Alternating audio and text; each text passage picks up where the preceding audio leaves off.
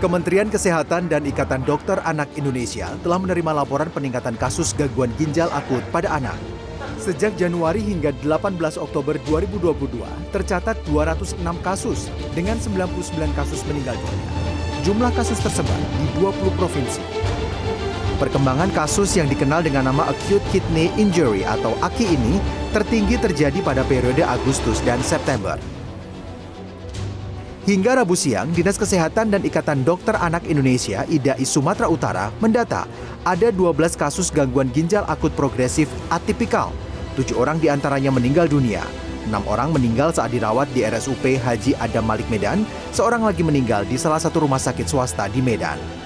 Dinas Kesehatan Sumatera Utara melakukan sejumlah langkah untuk menangani dan mencegah terus melonjaknya kasus ini. Dari Jambi, 2 pasien anak yang mengalami gagal ginjal akut meninggal. 2 pasien berusia 8 tahun tersebut pernah ditangani Rumah Sakit Umum Daerah Raden Matahir, Jambi. Wakil Direktur Bidang Pelayanan Anton Trihartono menyatakan, pasien pertama menjalani perawatan 2 pekan lalu.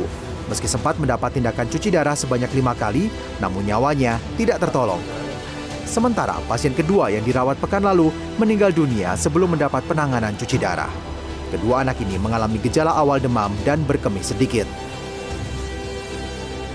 Bawa ke rumah sakit udah keluhan demam, kemudian dia kencingnya itu sudah mulai sedikit gitu. Jadi mungkin yang perlu kita edukasi ke masyarakat saat ini apabila punya anak ya, anak-anak dengan keluhan seperti itu demam, terus pipisnya sedikit atau bahkan nggak ada itu cepat bawa ke dokter gitu. Sepanjang Agustus hingga pertengahan Oktober 2022, Rumah Sakit Hasan Sadikin Bandung menangani 12 anak yang terdeteksi mengalami gangguan ginjal akut.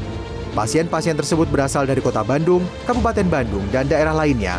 Mayoritas pasien adalah balita di bawah 5 tahun dan usia tertua adalah 13 tahun.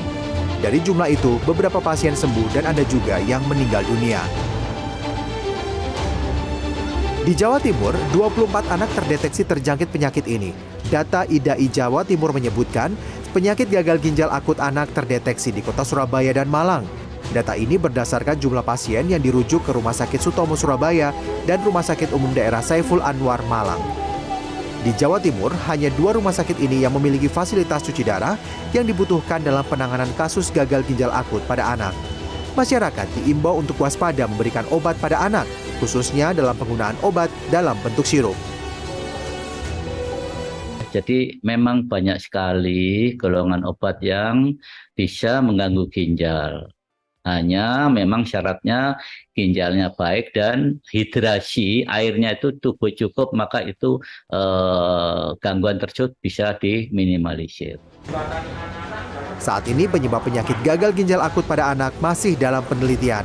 Namun masyarakat diimbau untuk selalu memantau kondisi anak saat sakit. Khususnya dengan gejala demam lebih dari 7 hari, diare, dan batuk pilek. Apalagi jika anak mengalami penurunan jumlah urin. Bahkan anak tidak buang air kecil sama sekali karena ginjal tidak memproduksi air seni. Tim Liputan CNN Indonesia.